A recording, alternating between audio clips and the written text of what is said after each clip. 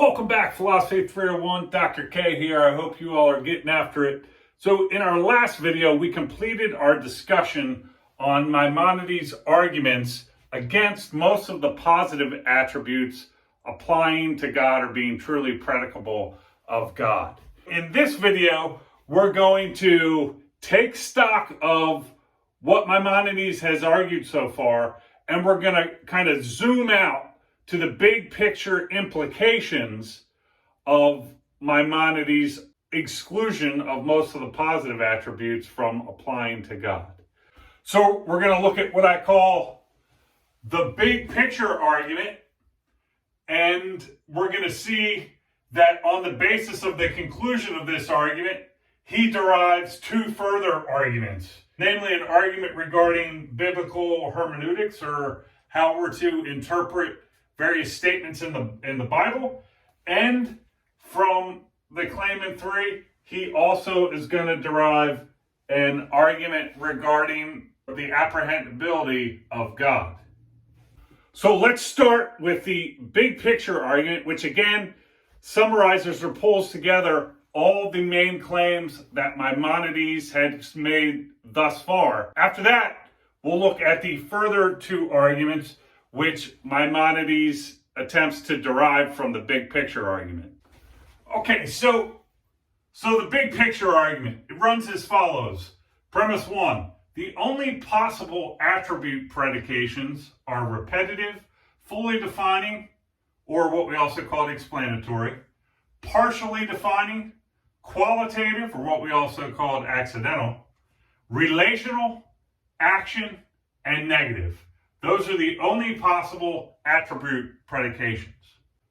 Premise 2, neither fully defining, partially defining, qualitative, or relational attributes can be truly predicated of God. We looked in the former videos at his arguments for this. 3, the conclusion. Thus, the only attributes that can be truly predicated of God are repetitive, action, and negative attributes. That's it. So Maimonides is going to suggest two further arguments on the basis of the big picture argument, or really on the basis of 3 in the big picture argument. The first is going to be an argument regarding biblical hermeneutics, or how we must understand or interpret biblical passages. And the second is going to be an argument regarding the apprehendability of God. Let's start with the implications of the big picture argument regarding biblical hermeneutics. Okay, so remember the claim in 3 of the big picture argument was that the only attributes that can be truly predicated of God are repetitive, action, and negative. What we have here is an argument regarding biblical hermeneutics or biblical interpretation that takes off from that claim in 3. So it runs as follows. 3 again, the only attributes that can be truly predicated of God are repetitive, action, and negative. 4, everything in the Bible is true. 5, thus all predications of attributes to God in the Bible must really be action and negative attribute predications, or a metaphor for these kinds of predication. As Maimonides says, it becomes clear that every attribute with which we describe him is either an attribute of action or has the purport of negating its own absence. Okay, so what's going on here? Well, remember first that Maimonides is Jewish, so when we're talking, or he's talking about the Bible, he's going to be referring to what's commonly called today the Old Testament, or the Jewish Bible.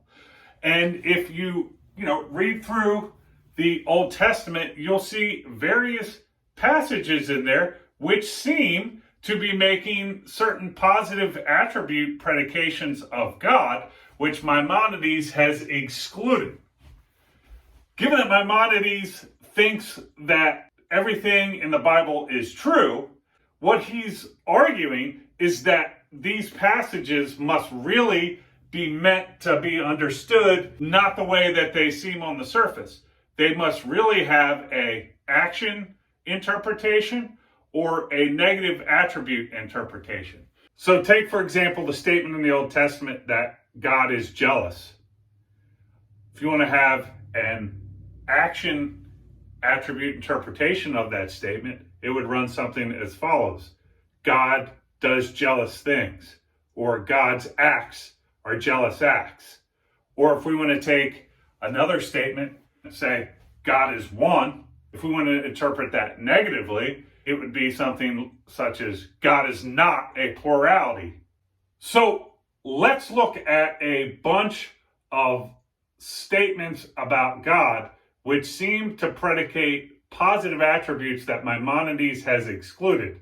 And then let's think about how we could translate these into statements expressing action attributes or statements expressing negative attributes. Okay, so let's start with a group of sentences, many, if not all of which you could find in the Old Testament, which appear to be predicating positive attributes to God, Kinds of which Maimonides has excluded. and let's think about how they could be translated into statements which predicate action attributes. So the first sentence, God is good. We could translate that into a statement predicating action attribute as follows: God's acts are good, right? It's not that goodness is being predicated of God, but goodness rather is being predicated of the act. Also, you could say God does good things. But God is merciful. Translate that as follows: God's acts are merciful, or God does merciful things. Take God as gracious. Well, we could translate that as God's acts are gracious, or God does gracious things. The same with God is jealous. That could be translated as God's act is jealous, or God does jealous things. You think about how we might translate God is vengeful and God is wrathful into statements that clearly express action attributes.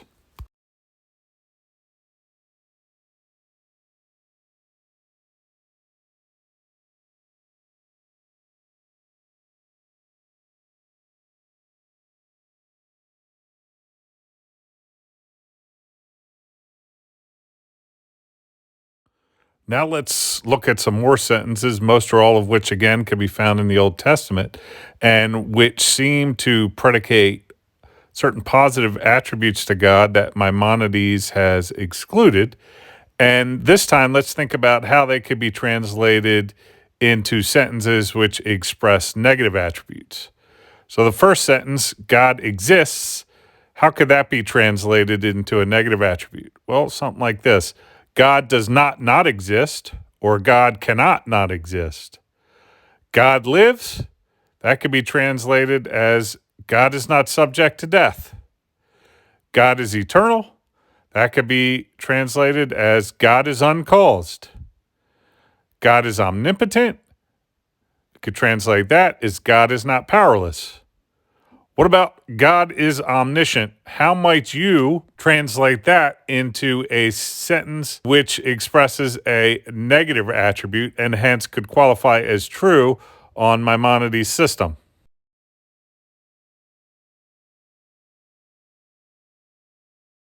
Well, there are a variety of ways you could do it, but one would be that God is not ignorant, right? You could also say God is not knowledgeless, or God is not stupid. What about God possesses will? Maimonides suggests this could be translated as God is not distracted, or God is not disinterested. And God is one could be translated as God is not a plurality. And Maimonides has a nice quote here on the negative attributes. He says, "It's the negative attributes we must employ to guide our mind to that which we ought to believe concerning God, because from them no plurality can result in any way. They can guide the mind to the utmost limit of what man can apprehend of God." Says this on page 80. And this thesis about focusing on the negative attributes is often what's referred to as negative theology. Now, this isn't a term that Maimonides used, but it's a term that scholars often put on his view, which is the idea that the way to know God is through knowing what God is not. That's the limit of what we can apprehend about the nature of God, is what he is not. Now, sometimes in popular discussions, Maimonides' view is characterized as excluding all positive attributes as being truly predicable of God and allowing only negative attributes to be truly predicable of God. But as we've seen, that's not quite correct. There are some positive attributes that he thinks can be predicated of God, namely repetitive ones. You can say God is God, and action attributes, which describe what God does. Okay, so let's regroup and summarize what we've done so far. We don't want to lose the flow and the structure of how this is all being put together. So we started by looking at the big picture argument, the conclusion of which was that the only attributes that can be truly predicated of God are repetitive action and negative attributes. And then I suggested there were two further arguments that followed from this argument, or more particular, that followed from claim 3 of this argument. Namely, an argument regarding biblical hermeneutics, which essentially said that since the only attributes that you can predicate of God are repetitive action and negative, then when it comes to statements in the Bible which seem to predicate other types of attributes of God, they should be understood as really predicating action attributes or negative attributes. Maimonides doesn't really translate any of the sentences into repetitive attributes, though you can make true statements about God with repetitive attributes, right? So we looked at this argument, and then we looked at examples and had some practice of taking what appeared to be statements regarding God that posited some category of attribute that Maimonides excluded, and translated them into both action attribute statements and negative attribute statements. What I want to turn to now is discussing the second main argument, which follows from claim 3 here, namely the argument concerning the apprehendability of God. So, 3-star. The only attributes that can be truly predicated of God are repetitive, action, and negative. Remember, this is the claim that was the conclusion of what I called the big picture argument that we looked at first. 4, repetitive, action, and negative attribute predications tell us nothing about what God is, right? Repetitive attribute predications tell us God is God. Action attribute predications tell us what God does or something about the acts themselves. And negative attribute statements or predications tell us what God is not. So if the only attributes that can be truly predicated of God are repetitive, action, and negative ones, and none of these tell us anything about what God is, then it follows in 5 that therefore we cannot apprehend what God is. That's to say, we can't apprehend what God's nature is or what God is like.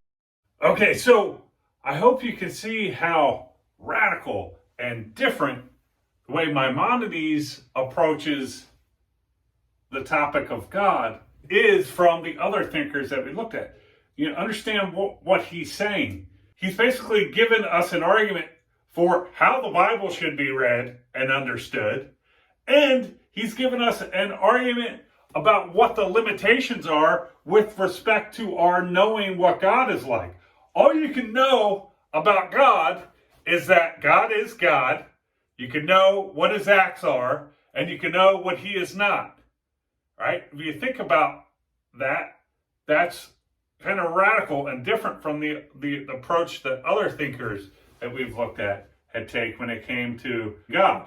Now, for anyone who knows a little more Augustine than what we read in the class, yes, there are statements in Augustine which seem to express what I said is sometimes called a negative theology. How he can really predicate of God is what he is not. And even Anselm, I think, would take his definition of God as that than which a greater being cannot be thought, to imply that ultimately God is beyond our comprehension. But no one treats the topic or argues for the topic as systematically and as deeply as Maimonides does. And in that sense, I say he's radical, or the views seem to be revolutionary in certain respects. So in the last few videos, we've been really in the details of Maimonides' taxonomy of attributes and which he excludes from being predicable of God and why. In this video, I tried to zoom out and give you the bigger picture of what all that was about, what it was all going towards. And we looked at what I called the big picture argument, which summarized basically all he had to say about which attributes could apply to God and which couldn't. And then we looked at two further arguments which were implied by claim 3 in this argument. And I've called this the big picture argument, but really another way to conceive of the big picture argument is that it's this, right? So it's all that we've said regarding Maimonides' taxonomy and which attributes are excluded from being truly predicable of God and which are not, plus all the implications that fall out of it. So the big picture could really be conceived of as this whole gigantic argumentative structure, right? Maimonides is very systematic, and all the arguments are going to link up in one way or another. You can get lost in the details, but it's all going towards one big, I think, beautiful, systematic, argumentative structure with very interesting conclusions that are being made that could radically change the way you approach how you read the Bible, what you think about what you can know about God, etc. In the next video, we're going to grow the argumentative structure even more by looking at the argument that Maimonides gives for the existence of God. I'll see you in the next video. Dr. K out.